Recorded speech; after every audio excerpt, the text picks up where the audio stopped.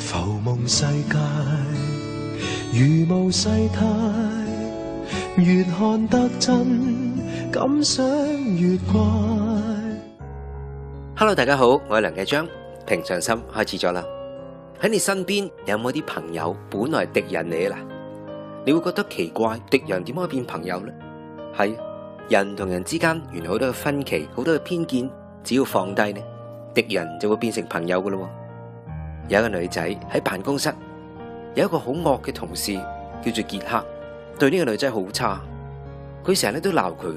試過有一次指住一份嘅建議書話：你啊，唔好立亂改我寫嘅嘢，蠢人。跟住走咗去啦。呢個女仔呆住咗啦。佢做咁多年嘢，從來冇俾人咁樣鬧過。佢哋變成敵人，為咗公事經常嗌交。女仔經常喊。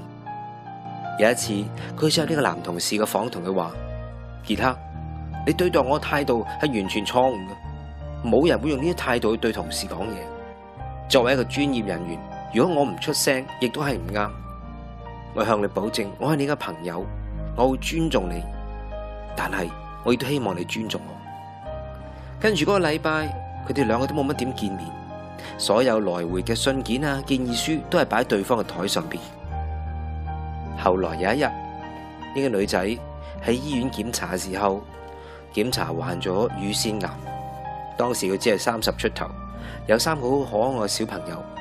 佢好驚，因為佢好驚會離開呢個世界，離開佢嘅小朋友。佢嘅同事知道咗，不過好多人都冇乜出聲。住醫院接受手術啦。喺住院嘅最後一日，門口有一個人嚟探病。